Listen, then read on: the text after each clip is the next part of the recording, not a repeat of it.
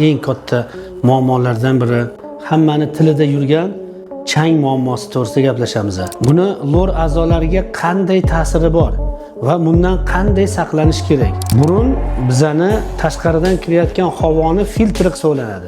Tomoqda hech qanaqa himoya vazifasi yo'q. Tomoqdan kelgan trakeyadan keyin bronxlar va o'pkaga o'tib ketishini saqlab qoladi.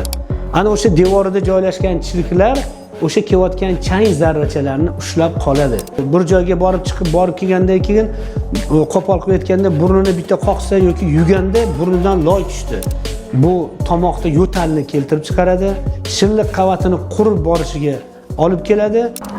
Assalomu alaykum azizlar, men hozirgi davrda, hozirgi vaqtda ketayotgan eng katta muammolardan biri umumxalq muammosi, hammani tilida yurgan chang muammosi to'g'risida gaplashamiz. Hozir mana ko'ryapsizlar, O'zbekistonimizda, ayniqsa ham Toshkentimizda chang muammosi juda ham katta muammo kelib chiqyapti. Buni lor a'zolariga qanday ta'siri bor va bundan qanday saqlanish kerak? Shu ma'noda qisqagina gaplashib o'tamiz. Demak, asosan butun havoni chang bo'ladimi, toza havo bo'ladimi va hokazo havoni birinchi navbatda organizmga kiritadigan yo'li bu burun hisoblanadi. Burun bizani tashqaridan kirayotgan havoni filtri hisoblanadi. Nima uchun bunaqa deganimizda, burunda juda ham katta himoya vazifasi bajariladi.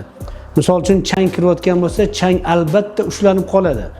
O'tda shilliq qavatlardan chiqayotgan shilliqlar, u yerdan chiqayotgan sekretsiyalar bu chang zarrachalarini bo'ladimi, kimik zarrachalar bo'ladimi, ularni ichkariga, tomoqdan kelgan trakeyadan keyin bronxlar va o'pkaga o'tib ketishini saqlab qoladi. Bu yerda misol uchun bitta kichkina misol qiladigan bo'lsak, mana hozir hamma buni guvohi bo'ldi.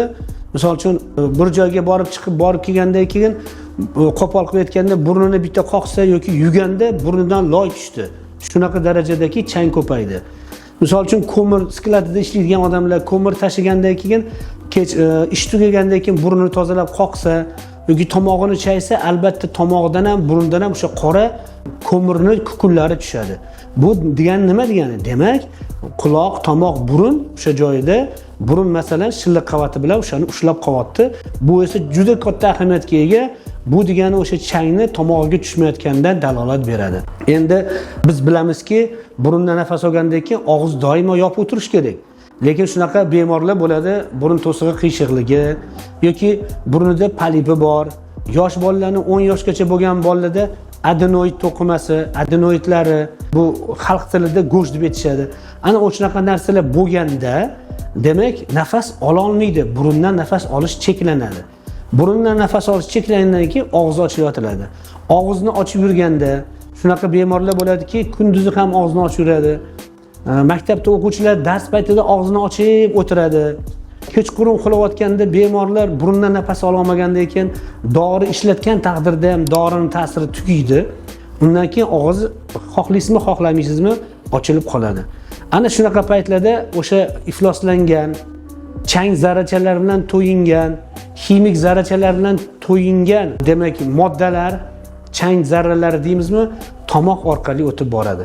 Tomoqda hech qanaqa himoya vazifasi yo'q. U tomoq boriboq darrov tomoqning orqa devoriga yoki tanglang murtaklariga yopishib qoladi.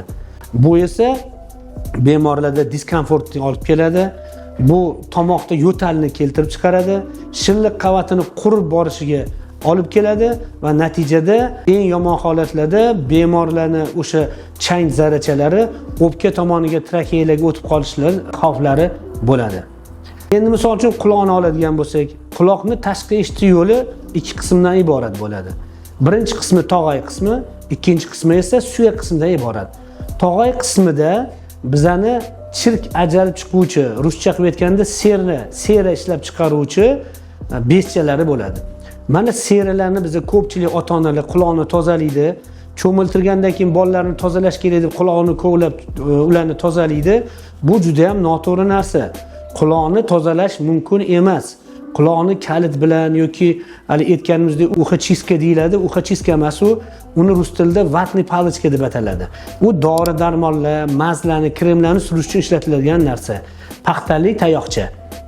Ana o'shalar bilan tozalaganda bu serniy probkalar, ya'ni o'sha chirklar quloqning ichiga kirib qolib probka bo'lib qoladi.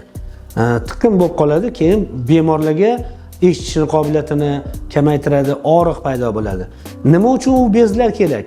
U bezlar mana hozirgi aytganimizdek devorida tashqi eshituvchi yo'li turadigan bo'lsa, tashqi eshituvchi yo'li devorida joylashgan bo'ladi u. Ana o'sha devorida joylashgan chirklar o'sha kelayotgan chang zarrachalarni ushlab qoladi. Juda katta ahamiyatga ega. Mana yana bir ko'z oldingizga keltiringlar. O'sha qurilishlarda ishlaydigan odamlarni qarasanglar, albatta borib agarda dush qabul ketmasa, quloqning tashqarisida ham xuddi shunaqa changlar, loylar, ko'mirsklatda bo'lsa, ko'mir zarrachalari tiqilib qoladi. Bu nimadan dalolat beradi? Bu albatta o'sha chirklarni shu zarrachalar ushlab qolgandan dalolat beryapti. O'sha cho'milganda, boshqa qilganda bu chirklar, seralar erib tushib, quloqdan o'zi oqib tushib ketadi. Uni hech kim tozalab, uni to'g'rilay olmaydi. O'shaning uchun o'rtoqlar, azizlar, bu narsaga katta e'tibor beringlar. Bu bilan nima demoqchiman men? Bu bilan quloq, tomoq, burun demak, bu organizmning darvozasi hisoblanadi. Bu darvozani ehtiyot qilish kerak. Bu darvozani o'zini vazifalarini bajaradigan darajada ularga e'tiborli bo'lish kerak. Bu degani og'izni bekitib, burundan nafas olish kerak. Og'izni bekitib, burundan nafas olish uchun burundan yaxshi nafas olish kerak. Burundan yaxshi nafas olish uchun unda bo'ladigan adenoidlarni, unda bo'ladigan burun to'siq qiyshayishlari, polip deymizmi, gipertrofik rinit deymizmi yoki boshqa kasalliklar, burunga aloqador kasalliklarni bartaraf qilish kerak. Buning uchun esa albatta otolaringolog qabuliga borib, uni maslahatini olish kerak. Azizlar, agarda kimda kim quloq, tomoq, burun muammolari bo'ladigan bo'lsa, pastda keltirilgan telefon raqamlariga qo'ng'iroq qiling va yaxshi, yangi ma'lumotlarni olish maqsadida bizning kanalimizga obuna bo'ling.